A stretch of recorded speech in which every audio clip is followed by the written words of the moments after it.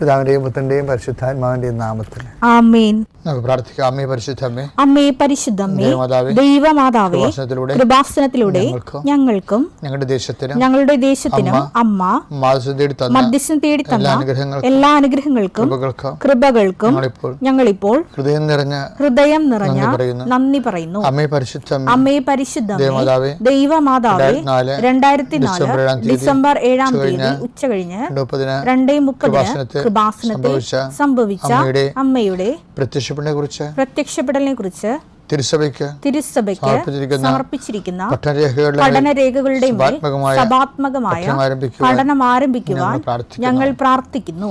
അമ്മേ പരിശുദ്ധമ്മേ, ഭൂസ്വർലോകങ്ങളുടെ രാജ്ഞിയായ അങ്ങേയ്ക്ക് ഭൗമസംരക്ഷണത്തിനായി പ്രപഞ്ചപ്രകൃതിയെ തന്നെ തിരുസഭ പ്രതിഷ്ഠിക്കുവാൻ ഈ പ്രത്യക്ഷീകരണം വഴി ഇടയാക്കണമേ. പരിശുദ്ധമ്മേ, ജപമാല മാതാവേ, സകല കൃപാസനം പ്രാർത്ഥനകളോടും ചേർത്ത് ഞങ്ങളിപ്പോൾ പ്രാർത്ഥിക്കുന്ന ഈ കുടുംബത്തിന്റെ പ്രത്യേക നിയോഗം. ഇന്നത്തെ നിയോഗം പറ മക്കളെ.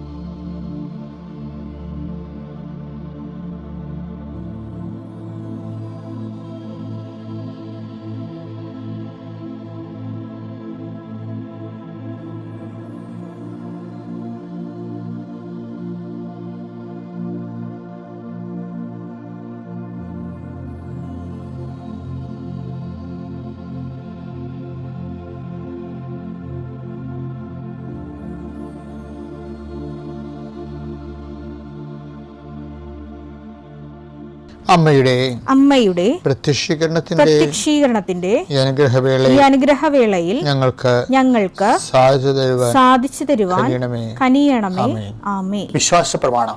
സർവശക്തനായ പിതാവും ആകാശത്തിന്റെയും ഭൂമിയുടെയും സൃഷ്ടാവുമായ ദൈവത്തിൽ ഞാൻ വിശ്വസിക്കുന്നു.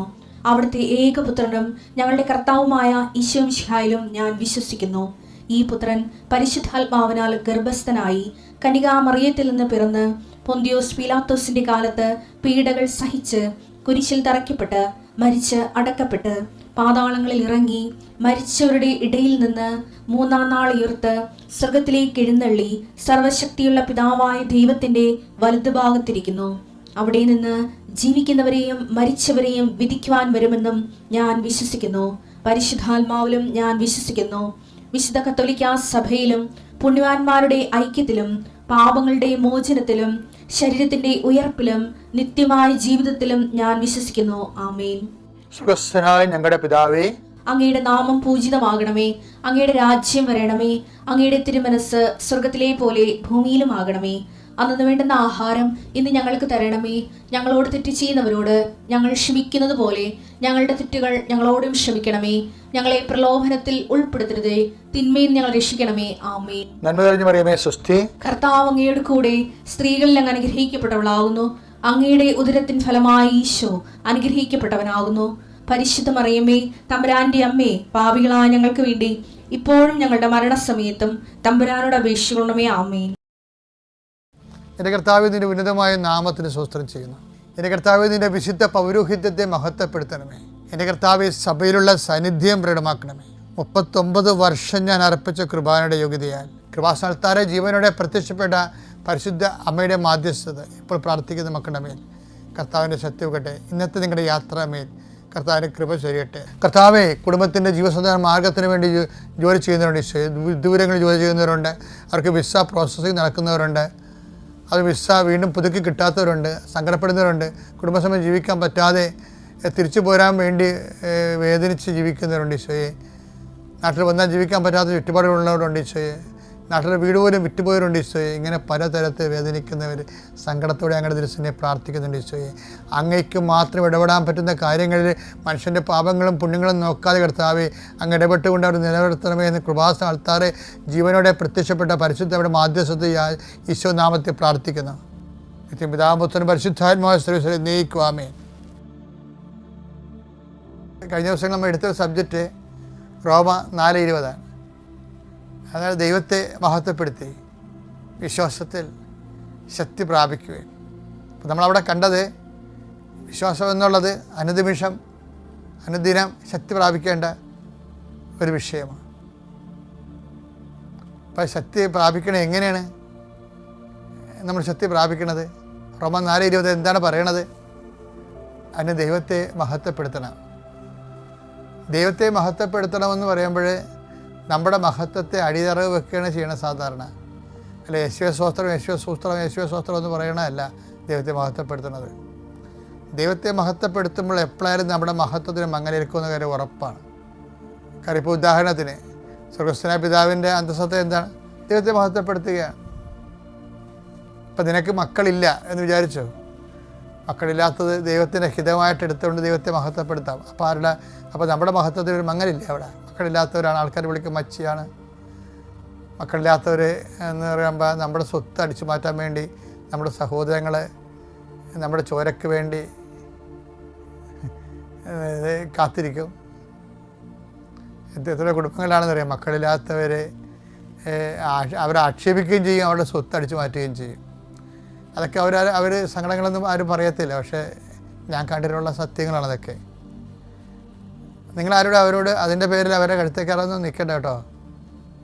അവർ കർത്താവിൻ്റെ ഒരു വാക്കില്ലേ, നിങ്ങൾ ചെയ്യാനുള്ളത് വേഗം ചെയ്യുക. യോഹന്നാൻ 13:27. അപ്പക്കഷ്ണം സ്വീകരിച്ചതിനെ തുടർന്ന് സാത്താൻ അവനിൽ പ്രവേശിച്ചു. സാത്താൻ അവൻ്റെ കളത്തിൽ ഇറങ്ങിയ ആള്. യേശു അവനോട് പറഞ്ഞു, നീ ചെയ്യാനിരിക്കുന്നത് വേഗം ചെയ്യുക. ഇതൊരു നിലപാടാണെന്ന് അറിയാവുക. അപ്പോൾ നമുക്കൊരു ക്രിസ്തീയ നിലപാടുണ്ട്. എന്താണ്? മനുഷ്യപുത്രൻ എഴുതപ്പെട്ടിരിക്കുന്ന പോലെ കടന്നു പോകും. അതാണ് ഈശോയുടെ നിലപാട്.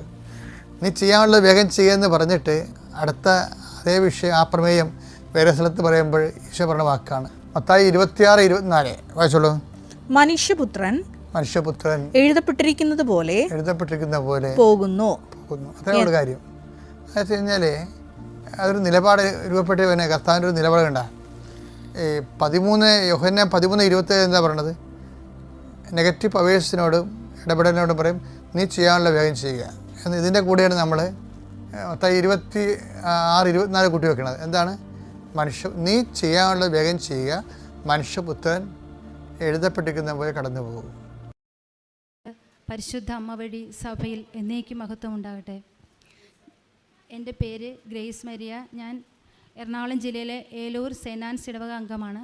എൻ്റെ മോൾക്ക് വേണ്ടി സാക്ഷ്യം പറയാനാണ് ഞാനിവിടെ നിൽക്കുന്നത്. 2021 ഒക്ടോബർ 27 ഞാൻ ഇവിടെ വന്ന് ഉടമ്പടി എടുക്കുന്നത്. അത് എൻ്റെ മോൾക്ക് ഞങ്ങൾ കാലിൻ്റെ മുട്ടിന് കുഞ്ഞിന് 2 വർഷമായിട്ട് നല്ല വേദനയുണ്ടായിരുന്നു. അപ്പോൾ അത് എറണാകുളം ലിസി ഹോസ്പിറ്റലിൽ കാണിച്ചു കഴിഞ്ഞപ്പോഴത്തേക്ക് സ്കാൻ ചെയ്ത് കഴിഞ്ഞപ്പോഴത്തേക്ക് കാലിൻ്റെ മുട്ടിൽ ഓസ്റ്റിയോസാർക്കോമ എന്ന് പറയുന്ന ക്യാൻസറാണെന്ന് പറഞ്ഞു. അപ്പോൾ അത് ആ ചെറിയൊരു മുഴയായിരുന്നു ആദ്യം വന്നത്. അത് പിന്നെ ഇങ്ങനെ വലുതായി വന്നിട്ട് കാലിൽ നീരായിട്ട് മുട്ടിങ്ങനെ മടങ്ങി കുഞ്ഞിന് നടക്കാൻ പറ്റാത്ത അവസ്ഥയിൽ വീൽ ചെയറിലായിരുന്നു ഞങ്ങളിവിടെ കൊണ്ടുവരുന്നത്. അപ്പോൾ ഉടമ്പടി എടുത്ത അന്ന് തന്നെ അച്ഛനെ കണ്ട് പ്രാർത്ഥിക്കുവാനായിട്ട് സാധിച്ചു. ഞങ്ങൾ പിറ്റേ ദിവസം തന്നെ തിരുവനന്തപുരത്ത് RCCയിൽ ട്രീറ്റ്മെൻറ്റിനായിട്ട് ഇവിടെ നിന്ന് പോവുകയും ചെയ്തു. അപ്പോൾ അവിടെ ചെന്ന് കഴിഞ്ഞ് അവിടെ നിന്ന് വീണ്ടും സ്കാൻ ചെയ്ത് കഴിഞ്ഞപ്പോഴത്തേക്ക് കാലിൻ്റെ മുട്ടിന് മാത്രമല്ല ലങ്സിലും ഒരു ഗ്രോത്ത് ഉണ്ടെന്ന് പറഞ്ഞു. അപ്പോൾ അത് ക്യാൻസർ 4th സ്റ്റേജാണെന്നാണ് പറഞ്ഞത്. പിന്നെ ഹൈ ഗ്രേഡുമാണ്. കീമോ ട്രീറ്റ്മെൻറ്റ് പറഞ്ഞെങ്കിലും അവർ പറഞ്ഞത് ഇത് ലങ്സിലുള്ള ഗ്രോത്തൊക്കെ ചുരുങ്ങുമെന്ന് നമുക്ക് നോക്കാം, ചെയ്ത് നോക്കാമെന്നേ ഉള്ളൂ, മിക്കവാറും സാധിക്കത്തില്ല, അപ്പോൾ സർജറി വേണ്ടി വരുമെന്ന് പറഞ്ഞു. അപ്പോൾ അതിനുശേഷം ഞങ്ങൾ കാലിൻ്റെ മുട്ടിന് സർജനെ കണ്ടപ്പോഴേ പറഞ്ഞത് നമുക്ക് കാല് രക്ഷിക്കാൻ പറ്റത്തില്ല, മുട്ടിൻ്റെ താഴെ വെച്ച് മുറിച്ച് കളയേണ്ടി വരുമെന്ന് പറഞ്ഞു. അപ്പോൾ എനിക്ക് അപ്പോൾ തിരുവനന്തപുരത്ത് നിന്ന് ഇവിടെ വരാൻ സാധിച്ചില്ല. അപ്പോൾ എൻ്റെ ആൻറ്റിയും അമ്മാവനും കൂടെ ഇവിടെ വന്ന് അച്ഛൻ്റെ അടുത്ത് പ്രാർത്ഥിക്കാമെന്ന് കാര്യം പറഞ്ഞു. അപ്പോൾ അച്ഛനോട് അപ്പോൾ ഞങ്ങൾ ഇങ്ങനെ കാല് മുട്ടും മുറിച്ച് കളയണമെന്ന് പറഞ്ഞുകൊണ്ട് സർജറിക്ക് തയ്യാറാകാതെ ഇങ്ങനെ വല്ലാതെ വിഷമിക്കുന്ന അവസ്ഥയായിരുന്നു. അപ്പോൾ അച്ഛനെ കണ്ട് മാതാവിൻ്റെ അടുത്തുനിന്ന് ഒരു മെസ്സേജ് എടുക്കണമെന്ന് പറഞ്ഞപ്പം അച്ഛൻ പറഞ്ഞു അതെന്തിനാണ് മെസ്സേജ് എടുക്കുന്ന, ഞാൻ പ്രാർത്ഥിച്ചാൽ പോരെന്ന് പറഞ്ഞ് അച്ഛൻ ഇങ്ങനെ നടന്നപ്പം പെട്ടെന്ന് തന്നെ അച്ഛൻ തിരിച്ചു വന്നിട്ട് പറഞ്ഞു മാതാവ് പറഞ്ഞു മെസ്സേജ് എടുക്കാൻ മാതാവ് പറയുന്നെന്നും പറഞ്ഞ് അച്ഛൻ വന്ന് പ്രാർത്ഥിച്ചിട്ട് പറഞ്ഞു അമ്മ പറയുന്നു കാല് മുറിച്ച് കളയേണ്ടി വരത്തില്ലെന്ന് പറഞ്ഞു. അപ്പോൾ ആ ഒരു ധൈര്യത്തിൽ എൻ്റെ മോള് സർജറിക്ക് തയ്യാറായി. ഞങ്ങൾ വീണ്ടും സ്കാൻ ചെയ്തപ്പോഴത്തേക്ക് ലങ്സിലുണ്ടായിരുന്ന ആ മുഴ കാണുന്നില്ല. അപ്പോൾ ഡോക്ടർ പറഞ്ഞു അത് ഒരു എയർ ക്യാവിറ്റി ആയിട്ടാണ് കാണുന്നത്, വേറൊന്നും അവിടെ മുഴയോ ഓപ്പറേഷൻ ചെയ്യേണ്ട ഒരവസ്ഥയും കാണുന്നില്ലെന്ന് പറഞ്ഞു. അങ്ങനെ ആ മാതാവിൻ്റെ അനുഗ്രഹത്താൽ ആ മുഴ അവിടെ നിന്ന് അപ്രത്യക്ഷമാവുകയാണ് ചെയ്തത്. പിന്നെ ഞങ്ങൾ അച്ഛൻ ഇവിടെ നിന്ന് കാലിൽ മാതാവിൻ്റെ കാശുരൂപം വെച്ചിട്ട് അത് കാലിൽ ഇങ്ങനെ ചരടിൽ എന്തെങ്കിലും കെട്ടി വെച്ചിട്ട് ഉടമ്പടി തൈലവും വെച്ച് പ്രാർത്ഥിക്കാൻ പറഞ്ഞു. അങ്ങനെ ആ സർജറിക്ക് പോകുന്നത് വരെ കാലിൽ മാതാവിൻ്റെ ആ ഒരു കാശുരൂപം ഇങ്ങനെ ചരടിൽ കെട്ടി ഇങ്ങനെ വെച്ചിട്ടുണ്ടായിരുന്നു. അപ്പോൾ സർജറിയിൽ എനിക്ക് നല്ല പേടിയുണ്ടായിരുന്നു. അപ്പം മോള് പറയുമായിരുന്നു പരിശുദ്ധ അമ്മ പറഞ്ഞിട്ടുണ്ട് എൻ്റെ കാല് മുറിക്കത്തില്ലെന്ന്. അപ്പോൾ എനിക്കത് നല്ല ധൈര്യമാണെന്ന് പറഞ്ഞു സർജറിക്ക് പോകാനായിട്ട്. അങ്ങനെ സർജറി കഴിഞ്ഞപ്പോഴത്തേക്ക് സർജറിക്ക് മോളെ കയറ്റിയതിന് ശേഷവും ഡോക്ടർ എന്നോടൊന്ന് പറഞ്ഞു ഞങ്ങൾക്ക് രക്ഷിക്കാൻ പറ്റുമെന്ന് തോന്നണില്ല, അപ്പോൾ അമ്മ മനസ്സൊക്കെ നല്ല തയ്യാറാക്കി നിന്നോണം, മിക്കവാറും കാല് മുറിച്ച് കളയേണ്ടി വരുമെന്ന് പറഞ്ഞു. കാരണം അത് ഒരു 4th സ്റ്റേജ് ആയിരുന്നു. അതുപോലെ തന്നെ സോഫ്റ്റ് ടിഷ്യൂസിലും അവിടെ എല്ലാം ശരിക്കും ബാധിച്ചിരുന്നു അസുഖം. പിന്നെ കാലിൻ്റെ ഞരമ്പുകളെ ഇത് ബാധിച്ചിട്ടുണ്ടെന്ന് അവർ പറഞ്ഞത്, ബാധിച്ചിട്ടുണ്ടെങ്കിൽ ഒരിക്കലും കാല് രക്ഷിക്കാൻ പറ്റത്തില്ലെന്ന് പറയും. പക്ഷേ സർജറി കഴിഞ്ഞപ്പോഴത്തേക്ക് കാല് മുറിച്ച് കളയേണ്ടി വന്നില്ല. കുഞ്ഞിനെ കാലിലൊരു സ്റ്റീലിൻ്റെ ഇംപ്ലാന്റ് ഇട്ട് ചെയ്യാനായിട്ട് സാധിച്ചു. അപ്പം പരിശുദ്ധ അമ്മയ്ക്കും തിരുക്കുമാരനും 1000 നന്ദി. അതുപോലെ തന്നെ ഉടമ്പടി എടുത്തതിന് ശേഷം ഞങ്ങൾ ഈ ട്രീറ്റ്മെൻറ്റിന് ഇവിടെ നിന്ന് പോയതിന് ശേഷം പരിശുദ്ധ അമ്മ ഞങ്ങളെ കൊണ്ടു നടന്ന വഴികൾ ഒരു സ്ഥലത്തും ഞങ്ങൾക്ക് ഒരു പ്രയാസം ഉണ്ടാകാതെ അമ്മ കൊണ്ടുനടന്നത്. അതുപോലെ തന്നെ ഞങ്ങൾക്ക് താമസിക്കാൻ കിട്ടിയ സ്ഥാപനത്തിൽ ഞങ്ങൾക്ക് എന്നും ദിവ്യബലി അർപ്പിക്കാനുള്ള അനുഗ്രഹം അമ്മ തന്നു. പിന്നെ മോളുടെ സർജറി നടക്കുന്ന സമയമെന്ന് പറയുന്ന ഒരു പകൽ 3 മണി സമയമായിരുന്നു. അപ്പോൾ ആ സമയത്തൊക്കെ എല്ലാവരും മോൾക്ക് വേണ്ടി കരുണക്കൊന്ത ചൊല്ലി പ്രാർത്ഥിക്കുമായിരുന്നു. ഞങ്ങൾ താമസിച്ച ആ സ്ഥാപനത്തിലെ അച്ഛൻ ഒറ്റയ്ക്ക് കുർബാന ചെല്ലുന്നൊരു സമയമായിരുന്നു. അപ്പോൾ അച്ഛനും ആ സമയത്ത് കുഞ്ഞിന് വേണ്ടി മാത്രം ഒരു ബലിയർപ്പിക്കാനായിട്ടുള്ള അനുഗ്രഹവും അമ്മ നൽകി. അപ്പോൾ പരിശുദ്ധ അമ്മ വഴി കിട്ടിയ എല്ലാ അനുഗ്രഹങ്ങൾക്കും ഞങ്ങൾ 1000 നന്ദി പറയുന്നു. എൻ്റെ പേര് ലില്ലി സുനിൽ, കോഴിക്കോട് ജില്ലയിലെ കൂടരഞ്ഞിയിൽ നിന്ന് വരുന്നു. ഞാൻ ആദ്യമേ തന്നെ പരിശുദ്ധ അമ്മേനോടും തിരുക്കുമാരനോടും മാപ്പ് ചോദിക്കുന്നു സാക്ഷ്യം പറയാൻ ഇത്രയും വൈകിയതിന്. 2019 മാർച്ചിലായിരുന്നു എനിക്ക് മലദ്വാരത്തിൽ ക്യാൻസർ ആണെന്നറിയുന്നത്. ആ സമയത്ത് എൻ്റെ വീട് പണി നടക്കുന്ന ഒരു സമയമായിരുന്നു. അപ്പം എനിക്ക് ഭയങ്കര ബുദ്ധിമുട്ടായിരുന്നു, ഇരിക്കാനോ ഒന്നും പറ്റിയില്ല, ബാത്റൂം പോകുകയാണെങ്കിലും ഒത്തിരി നേരം ഇരിക്കണം, അങ്ങനെയൊക്കെയുള്ളൊരു പ്രശ്നങ്ങളായിരുന്നു. ആ സമയത്താണ് കൃപാസനത്തെ പറ്റിയും കൃപാസന പേപ്പർ എനിക്ക് കിട്ടുന്നത്. അങ്ങനെ ഞാൻ ഇങ്ങനെ പറഞ്ഞു കഴിഞ്ഞപ്പോൾ ഞാൻ കൃപാസനം പേപ്പർ വിരിച്ച് ഞാൻ കിടക്കുമായിരുന്നു. അപ്പോൾ വയറ്റിൽ നിന്ന് പോകാൻ ഒത്തിരി ബുദ്ധിമുട്ടായിരുന്നു. അപ്പോൾ ഇത് ഇങ്ങനെ കിടന്നു കഴിഞ്ഞപ്പോൾ എനിക്ക് കുറച്ച് ഒരു ആശ്വാസമൊക്കെ കിട്ടി. പിന്നെ ഞങ്ങൾ ഡോക്ടറെ പോയി കാണിച്ചു, സർജനെ പോയി കാണിച്ചു. അപ്പോൾ സർജൻ കൊളോണോസ്കോപ്പിക്ക് വിട്ടു. കൊളോണോസ്കോപ്പിയുടെ റിസൾട്ട് വന്നപ്പോൾ നിയോപ്ലാസ്റ്റിക് റെക്ടം എന്ന് കണ്ടു. അപ്പം ഡോക്ടർ വേഗം CTക്ക് പറഞ്ഞു. അങ്ങനെ CT എടുത്തപ്പോൾ അഡ്നോ കാർസിനോമ എന്ന് കറക്റ്റായിട്ട് അതിലെഴുതി. അപ്പോൾ പിന്നെ ഞങ്ങൾ കാർസിനോമ ആയതുകൊണ്ട് ഒരു സെക്കൻഡ് ഒപ്പീനിയനായിട്ട് ഓങ്കോളജിയിലേക്ക് പോയി. അങ്ങനെ അവിടെ ചെന്ന് ഡോക്ടറെ കണ്ടപ്പം ഡോക്ടർ MRIക്ക് എഴുതി തന്നു. അങ്ങനെ MRI എടുത്ത അന്നത്തെ ദിവസമാണ് ഞങ്ങൾ ഇവിടെ കൃപാസനത്തിലേക്ക് വരുന്നത്. 2-ാം തീയതി വൈകുന്നേരം അവിടെ നിന്ന് കയറി. 3-ാം തീയതി ഇവിടെ വന്ന് ഞങ്ങൾ ഉടമ്പടി എടുത്തു. ഇവിടെ വന്നിട്ട് ഞങ്ങൾ ജോസഫ് അച്ഛനെ കാണാനായിട്ട് കുറേ നേരം വെയിറ്റ് ചെയ്തെങ്കിലും അച്ഛൻ ഇങ്ങനെ ഉടമ്പടി എടുത്തവരെ കാണുന്നുണ്ടായിരുന്നു. അങ്ങനെ അച്ഛൻ ഇറങ്ങി വന്നപ്പോൾ ഞാൻ കണ്ടപ്പോൾ ഞാനിങ്ങനെ പറഞ്ഞപ്പോൾ അച്ഛൻ ചോദിച്ചു റിസൾട്ട് ഉണ്ടോ എന്ന് ചോദിച്ചു. അപ്പോൾ റിസൾട്ട് എൻ്റെ കയ്യിലില്ലായിരുന്നു. മൊബൈലുണ്ട്, പക്ഷേ കയ്യിൽ റിസൾട്ടായിട്ട് പേപ്പറായിട്ട് എൻ്റെ കയ്യിലില്ലായിരുന്നു. അപ്പോൾ ഞാൻ പറഞ്ഞില്ല എന്ന് പറഞ്ഞു. ഉടമ്പടി എടുത്തിരുന്നോ എന്ന് ചോദിച്ചു. ഉടമ്പടി എടുത്തിട്ടുണ്ട്, പക്ഷേ അത് ബാഗിൻ്റെ ഉള്ളിൽ വെച്ചേക്കുമായിരുന്നു. അങ്ങനെ അച്ഛൻ ഒന്നും പറയാതെ ബ്ലെസ്സിങ് ഒന്നും കിട്ടാതെ പോയി. എനിക്ക് ഭയങ്കര നിരാശയായിരുന്നു. സങ്കടത്തോടുകൂടി ഞാൻ തിരിച്ചു പോവുകയും ചെയ്തു. അത് കഴിഞ്ഞ് പിന്നെ ഞങ്ങൾ ഡോക്ടറെ കാണാൻ ചെന്നു. ഈ റിസൾട്ടുമായിട്ട് ഡോക്ടറെ കാണാൻ ചെന്നപ്പോൾ ഡോക്ടർ പറഞ്ഞു നേരെ കീമോയ്ക്ക് അഡ്മിറ്റാകാം, ഇന്ന് കീമോ സ്റ്റാർട്ട് ചെയ്യാമെന്ന് പറഞ്ഞു. അങ്ങനെ ഞങ്ങൾ കീമോയ്ക്ക് ഫസ്റ്റ് 5 സൈക്കിളാണ് പറഞ്ഞിരിക്കുന്നത്. ഒരു സൈക്കിള് 48 hours. അങ്ങനെ 5 സൈക്കിള് കീമോ എടുത്ത് അതിനുശേഷം റേഡിയോ തെറാപ്പിയും കഴിഞ്ഞ് പിന്നെ 2 മാസം കഴിഞ്ഞിട്ട് സർജനെ കാണിക്കാൻ പറഞ്ഞു. അങ്ങനെ സർജനെ കണ്ട് അപ്പോൾ സർജൻ കൊളോണോസ്കോപ്പിക്ക് വീണ്ടും വിട്ടു. അപ്പോൾ ആ റിസൾട്ട് വന്നപ്പോൾ നോർമലായിരുന്നു. പരിശുദ്ധമ്മ ഇതിൻ്റെ ഇടയ്ക്ക് ഒത്തിരി ഞങ്ങൾ പ്രാർത്ഥിക്കുന്നുണ്ടായിരുന്നു. അപ്പോൾ സർജൻ പിന്നെ സർജറിക്ക് വേണ്ടിയിട്ട് പറഞ്ഞു. പക്ഷേ ഞാൻ പരിശുദ്ധമ്മയോട് മധ്യസ്ഥം പറഞ്ഞ് പ്രാർത്ഥിക്കുന്നുണ്ടായിരുന്നു. സർജറി ഒന്നും ഇല്ലാതെ എനിക്ക് സർജറി ഒന്നും ചെയ്യാതെ ഇതിന്ന് പൂർണ്ണ സൗഖ്യം കിട്ടണം. കാരണം സർജറി ചെയ്തിട്ടുണ്ടെങ്കിൽ കൊളോസ്റ്റമി ബാഗ് സൈഡിൽ വെക്കേണ്ടി വരും. അതുകൊണ്ട് എനിക്കതൊരു ഭയങ്കര ബുദ്ധിമുട്ടായിരുന്നു. അങ്ങനെ ഞാനിങ്ങനെ പ്രാർത്ഥിച്ചൊരുങ്ങി അതവനോട് മധ്യസ്ഥം വഹിച്ച് പ്രാർത്ഥിച്ചൊരുങ്ങി പോയിരുന്നു. അപ്പം ഡോക്ടർ എന്നോട് പറഞ്ഞു സർജറി ഒന്നും വേണ്ട, അതില്ലാതെ സുഖം പ്രാപിക്കുമെന്ന് പറഞ്ഞു. അങ്ങനെ സർജറി വേണ്ടെന്ന് പറഞ്ഞു. അങ്ങനെ പിന്നെ ഞങ്ങൾ ഓങ്കോളജിയിൽ വീണ്ടും പോയി കാണിക്കാനുണ്ട്. അപ്പം ഡോക്ടർ പറഞ്ഞു ഒരു കാരണവശാലും പറ്റില്ല, കീമോ വീണ്ടും സ്റ്റാർട്ട് ചെയ്യണം, സർജറി വേണ്ടെന്ന് ആരാ പറഞ്ഞെന്നൊക്കെ ചോദിച്ചു. അങ്ങനെ ഞങ്ങൾ എന്നോട് കീമോയ്ക്ക് അഡ്മിറ്റ് ആകാൻ പറഞ്ഞു. ആ സമയത്ത് ഞങ്ങളുടെ വീട് പണി പൂർത്തിയാകുകയും ചെയ്തു. ഇതിൻ്റെ ഇടയ്ക്ക് വീട് പണി നന്നായിട്ട് നടന്നു, അത് പൂർത്തിയാകുകയും ചെയ്തു. കയറി കൂടുന്ന ദിവസമാണ് കീമോയ്ക്ക് അഡ്മിറ്റ് ആകാൻ പറഞ്ഞു. അപ്പം ഞാൻ പറഞ്ഞു ഇനി എന്തായാലും അഡ്മിറ്റ് ആകുന്നില്ല, അമ്മ ഇവിടം വരെ എത്തിച്ചു, ഇനി എനിക്കിങ്ങനെ ഒരു അസുഖം ഉണ്ടാകുകയില്ല, മാതാവ് എന്നെ ഇവിടം വരെ എത്തിച്ചതല്ലേ എന്ന് പറഞ്ഞ് ഞങ്ങൾ പിന്നീട് കീമോയ്ക്ക് ഒന്നിനും പോയില്ല. പിന്നെ MRI എടുക്കുക ചെയ്ത് 6 മാസം കൂടുമ്പോൾ MRI എടുക്കുമായിരുന്നു. അങ്ങനെ ലാസ്റ്റ് MRI എടുത്തപ്പോൾ ഞാൻ ഇവിടെ ഒന്ന് സാക്ഷ്യപ്പെടുത്താമെന്ന് പറഞ്ഞിരുന്നു. പക്ഷേ ആ സമയത്ത് സാക്ഷ്യപ്പെടുത്തിയില്ല. അപ്പോൾ ഈ ഓഗസ്റ്റിൽ എനിക്ക് വീണ്ടും പഴയതുപോലെ അസുഖത്തിൻ്റെ ബുദ്ധിമുട്ടുകളൊക്കെ വന്നിരുന്നു. കിടക്കാൻ വയ്യ, നട്ടലിനൊക്കെ വേദന, വയറിൻ്റെ ഒരു സൈഡിലൊക്കെ വേദന. അങ്ങനെ ഞാൻ ഈ കൃപാസനം പേപ്പർ വെച്ച് കിടക്കുന്ന, രാത്രിയിൽ വേദന വരുമ്പോൾ ഒരു സൈഡിൽ പേപ്പർ വെക്കും, അല്ലാതെ പേപ്പർ വിരിച്ച് കിടക്കും. അങ്ങനെയായിരുന്നു ഞാൻ ചെയ്തുകൊണ്ടിരുന്നത്. അപ്പം മാതാവിനോട് ഞാൻ പ്രാർത്ഥിക്കുകയും ചെയ്തു 50 കൊന്ത ഞാൻ എത്തിച്ചേക്കാം, എനിക്ക് അടുത്ത റിസൾട്ട് വരുമ്പോൾ ബ്ലഡ് ടെസ്റ്റ് ചെയ്യുമ്പോൾ അത് നോർമലായിട്ട് കിട്ടണമെന്ന്. അങ്ങനെ റിസൾട്ട് എനിക്ക് നോർമലാവുകയും CA 1.31 ആയിട്ട് കുറയുകയും ചെയ്തു. എൻ്റെ സിജു ട്രീസ മണിമേലയിൽ നിന്ന് വരുന്നു. ആദ്യമായി തിരുക്കുമാരനും അമ്മയ്ക്കും ജോസഫ് അച്ഛനും 1000 നന്ദി പറയുന്നു. എനിക്കിവിടെ വന്ന് മാതാവിൻ്റെ ഒരു സാക്ഷിയായി മാറാൻ അനുവദിച്ചതിൽ ഒത്തിരി നന്ദികൾ പറയുന്നു. ഞാൻ ഇവിടെ ആദ്യമായി വരുന്നത് 2022 ഓഗസ്റ്റ് 20-ാം തീയതിയാണ്.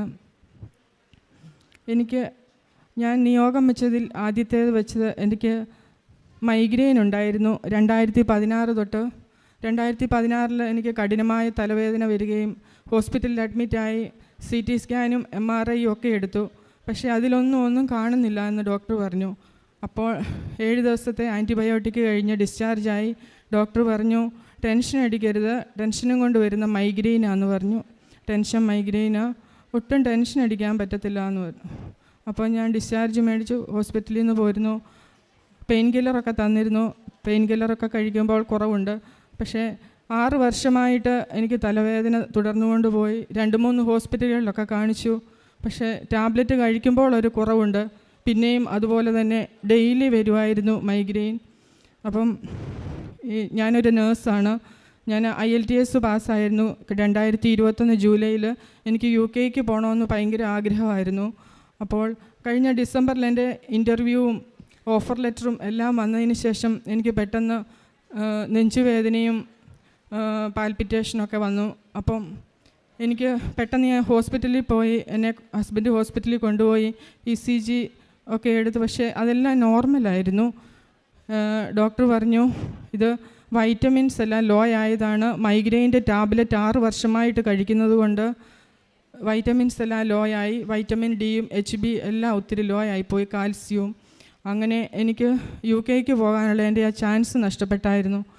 ഞാൻ IELTS പാസ്സായപ്പോൾ മുതൽ ഞാൻ മാതാവിനോട് പ്രാർത്ഥിക്കുമായിരുന്നു, മാതാവേ എൻ്റെ ഈ തലവേദന പൂർണ്ണമായി എടുത്തു മാറ്റിയതിന് ശേഷമേ എന്നെ UK വിടാവുള്ളൂ. കാരണം ഈ ടാബ്ലറ്റ് കഴിച്ചാൽ എനിക്ക് രാത്രിയിലും പകലും എല്ലാം ഉറക്കം വരുമായിരുന്നു. കാരണം എനിക്ക് നൈറ്റ് ഡ്യൂട്ടി ഒന്നും ചെയ്യാൻ പറ്റത്തില്ലല്ലോ. മാതാവേ എൻ്റെ ഈ തലവേദന പൂർണ്ണമായി മാറ്റണേ എന്ന് പ്രാർത്ഥിച്ചു. അപ്പം എനിക്ക് ഡിസംബർ മാസം എനിക്ക് ഈ വൈറ്റമിൻസൊക്കെ ലോ ആയ സമയത്ത് അവിടെ ചെന്നപ്പോൾ ഡോക്ടർ പറഞ്ഞു ഈ മൈഗ്രെയിൻ ടാബ്ലറ്റിൻ്റെ സൈഡ് എഫക്റ്റാണ് ഇങ്ങനെ വന്നത്. അപ്പം ഒരു 8 മാസത്തെ ടാബ്ലറ്റ് കഴിക്കണം, ഇതിൻ്റെ ഈ ടാബ്ലറ്റ് വാഷ് ഔട്ട് ചെയ്യാൻ. അങ്ങനെ 8 മാസം പിന്നെ ഞാൻ ടാബ്ലറ്റ് എടുത്തു. 8 മാസം കഴിഞ്ഞു, ടാബ്ലറ്റ് നിർത്തി. പിറ്റേ ദിവസം മുതൽ എനിക്ക് പിന്നെയും തലവേദന തുടങ്ങി.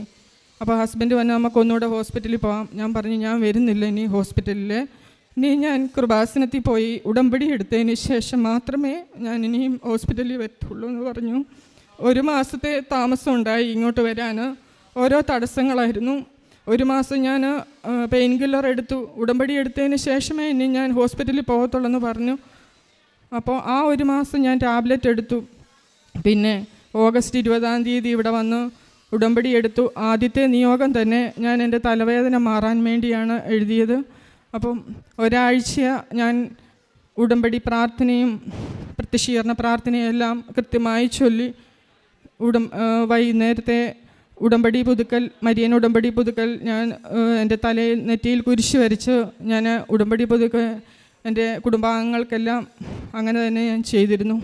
ഒരാഴ്ച ഞാൻ ഇതെല്ലാം തുടർന്നതിന് ശേഷം എൻ്റെ തലവേദന കുറയാൻ തുടങ്ങി. എൻ്റെ തലവേദന ഒരു ടൈപ്പ് തലവേദന വന്നാൽ എൻ്റെ ചെവിക്കും ഈ പെടലിക്കും എല്ലാം നീർക്കെട്ട് വരുമായിരുന്നു. അങ്ങനെയൊരു ഇതായിരുന്നു, ഭയങ്കര ബുദ്ധിമുട്ടായിരുന്നു. അപ്പം ഉടമ്പടി എടുത്ത് ഒരാഴ്ച കഴിഞ്ഞതിന് ശേഷം എൻ്റെ തലവേദന പൂർണ്ണമായി മാറി.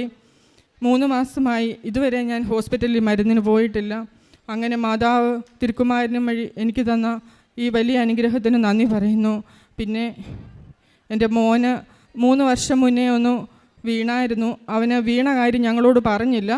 അവന് ഒത്തി നടക്കുന്ന കണ്ടുകൊണ്ട് ഞങ്ങൾ ഒത്തിരി ചോദിച്ചപ്പോഴാണ് പറഞ്ഞത് ഇങ്ങനെ വീണായിരുന്നെന്ന്. അപ്പം ഞങ്ങൾ തിരുമിക്കാനൊക്കെ കൊണ്ടുപോയി, എന്നിട്ട് ശരിയായില്ല. പിന്നെ കോട്ടയത്തൊരു ഹോസ്പിറ്റലിൽ കൊണ്ടുപോയി. അവിടെ ചെന്നപ്പം ഡോക്ടർ പറഞ്ഞു MRI സ്കാൻ ചെയ്യണമെന്ന്. അപ്പം സ്കാൻ ചെയ്തതിനകത്ത് റൈറ്റ് നീ മെനിസ്കസ് ഇഞ്ചുറിയാന്ന് പറഞ്ഞു. അത് ആർത്രോസ്കോപ്പി ചെയ്യണം. അത് ഒരു 6 ക്ലിപ്പിട്ട് ചെയ്യുന്ന ഒരു സർജറിയാണ്. അന്നേരം അവൻ 10th പഠിക്കുന്നത്. 1 മാസത്തെ റെസ്റ്റ് വേണമെന്ന് പറഞ്ഞു. അപ്പോൾ ഞങ്ങൾ ഈ വർഷം ചെയ്യുന്നില്ലെന്ന് വെച്ചു. അവനെ കളിക്കാനൊന്നും വിടത്തില്ല, അവന് മുട്ടുകുത്താൻ പറ്റത്തില്ല. അങ്ങനെ നല്ല വേദനയായിരുന്നു. നീ ക്യാപ്പിട്ടുകൊണ്ട് മാത്രമേ അവൻ നടക്കത്തുള്ളായിരുന്നു.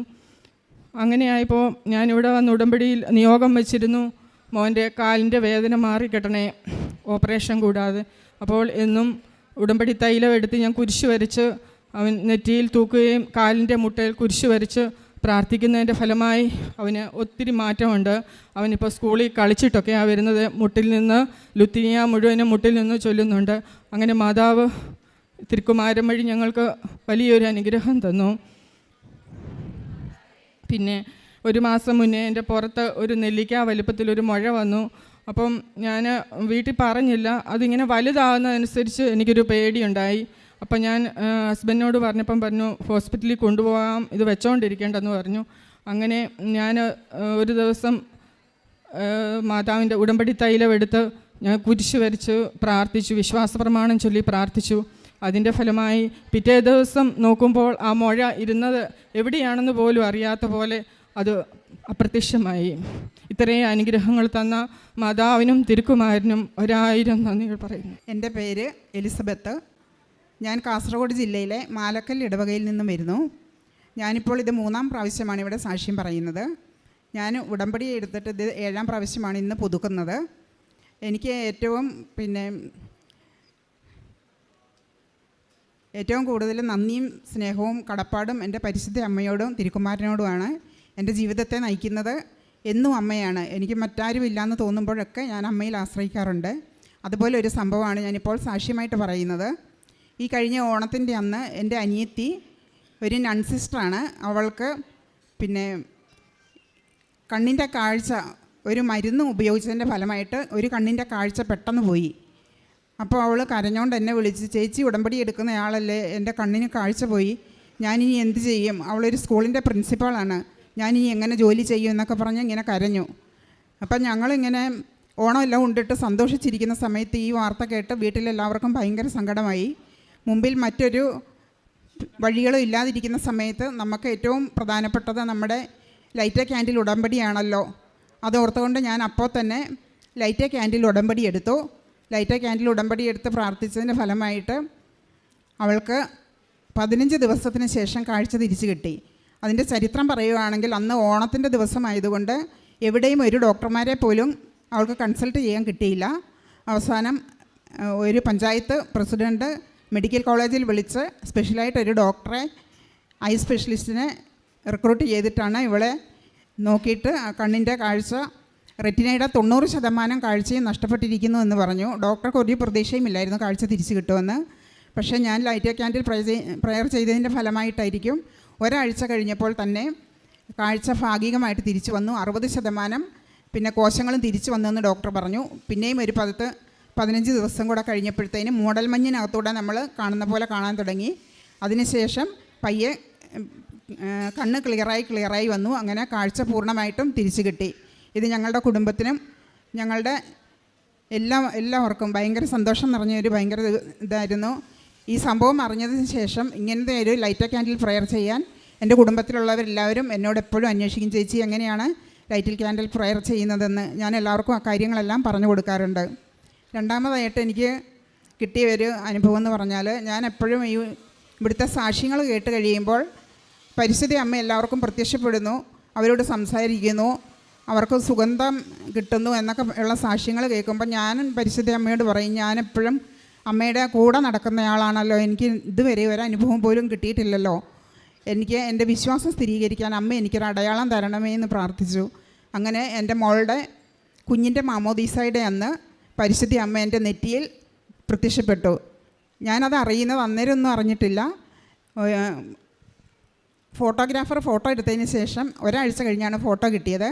ആ ഫോട്ടോ കിട്ടി, അത് ഞാൻ സൂം ചെയ്ത് നോക്കുമ്പോൾ പരിശുദ്ധ അമ്മ എൻ്റെ നെറ്റിയിൽ ഇങ്ങനെ പ്രത്യക്ഷപ്പെട്ട് നിൽക്കുന്ന ആ ഫോട്ടോ നന്നായിട്ട് കാണാമായിരുന്നു. ഞാനിതിപ്പം ഇവിടെ അച്ഛനെ കാണിച്ചു, പിന്നെ എൻ്റെ വീട്ടിലുള്ള എല്ലാവരും കണ്ടു. എൻ്റെ ഹസ്ബൻഡിനെയാണ് ഞാൻ ആദ്യം കാണിച്ചത്. ഞാൻ ഹസ്ബൻഡിനോട് ചോദിച്ചു, എൻ്റെ നെറ്റിയിൽ എന്തെങ്കിലും കാണുന്നുണ്ടോ എന്നൊന്ന് നോക്കാവോ എന്ന് ചോദിച്ചപ്പം പുള്ളിക്കാരൻ പറഞ്ഞു, എടി ഇത് നിൻ്റെ കൃപാസന മാതാവല്ലേ എന്ന് ചോദിച്ചു. അങ്ങനെ എനിക്ക് ഭയങ്കര സന്തോഷമായി. കരയുവാണോ ചിരിക്കുവാണോ ചെയ്യേണ്ടതെന്ന് പോലും അറിയാത്തൊരു വല്ലാത്ത അവസ്ഥയിലായിരുന്നു.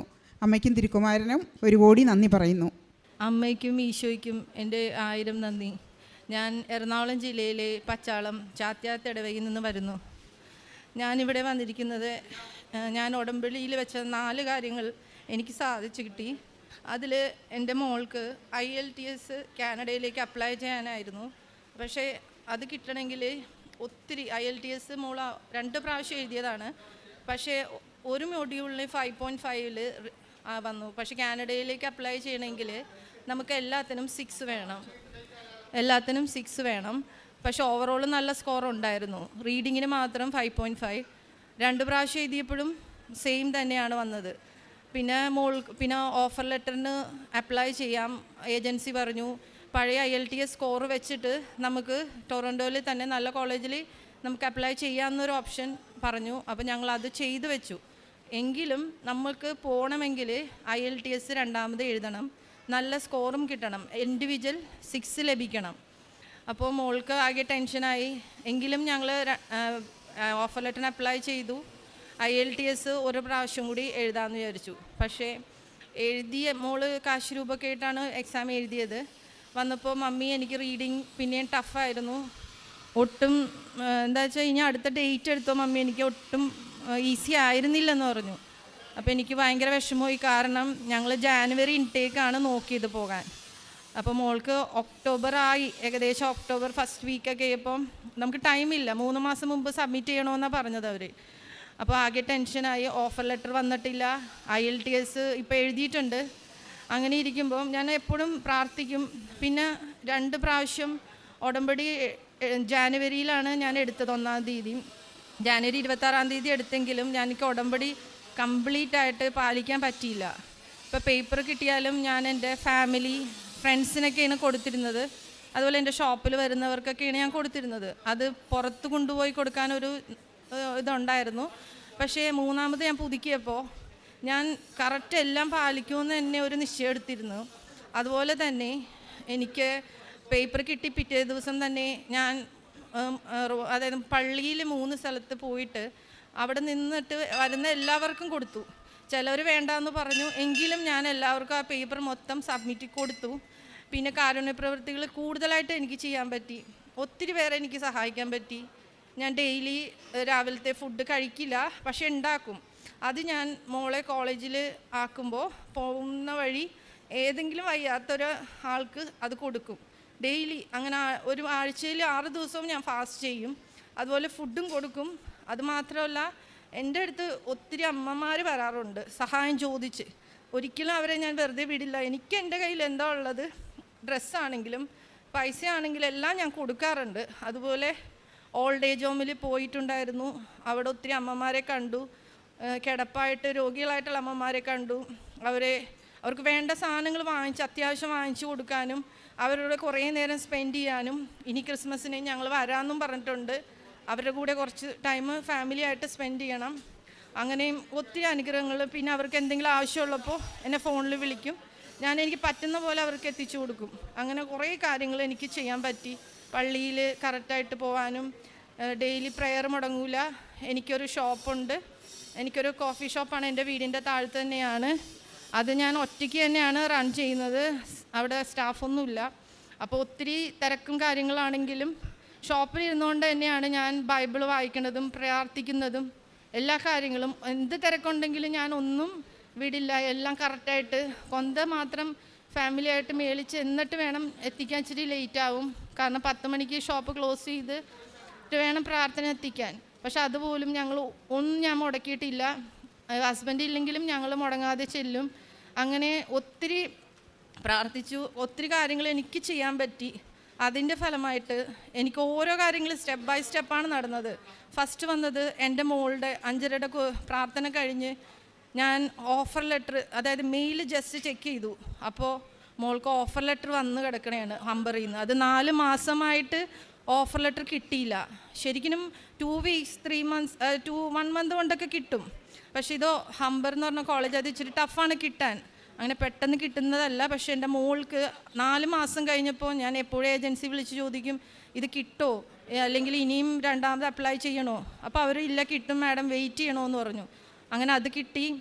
IELTS റിസൾട്ട് വെയിറ്റിംഗ് ആയിരുന്നു.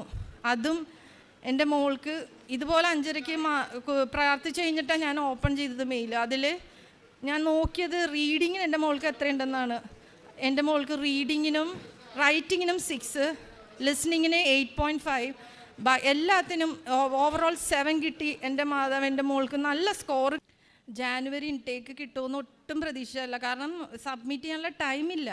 പക്ഷേ ഞങ്ങൾക്ക് എങ്ങനെയാണ് നടന്നതെന്നൊന്നും അറിയില്ല. ഫീസ് അടയ്ക്കാനും എല്ലാ കാര്യങ്ങളും കൂടുതൽ എമൗണ്ട് അക്കൗണ്ടിൽ കാണിക്കാനും എല്ലാം സ്പീഡിൽ നടന്നു. വിത്തിൻ 15 ഡേയ്സ് മോളുടെ എല്ലാ പേപ്പേഴ്സും കാര്യങ്ങളും ബയോമെട്രിക്സ് മെഡിക്കൽ എല്ലാം ഞങ്ങൾക്ക് ചെയ്യാൻ പറ്റി. എല്ലാത്തിനും ഞാൻ പ്രാർത്ഥിച്ച്, എനിക്കൊരു ഉറപ്പുണ്ടായിരുന്നു എനിക്ക് മാതാവ് തരും. കാരണം അത്രയും ഞാൻ കഷ്ടപ്പെട്ട് പ്രാർത്ഥിച്ച് എൻ്റെ മാതാവ് എനിക്ക് തരുമെന്നുള്ളൊരു ഉറപ്പുണ്ടായിരുന്നു.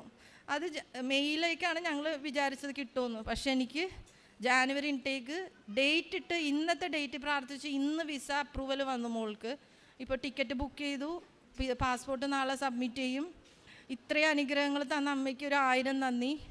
അതുകൂടാതെ ഞങ്ങൾക്ക് ഈ കാനഡ വിസ എന്ന് വെച്ചാൽ ഇച്ചിരി ടഫാണ് കിട്ടാൻ. കാരണം ഞങ്ങൾ ഫാമിലിയായിട്ട് ഇയേഴ്സ് ബാക്ക് അപ്ലൈ ചെയ്തിട്ടുണ്ട് ഫാമിലി വിസ.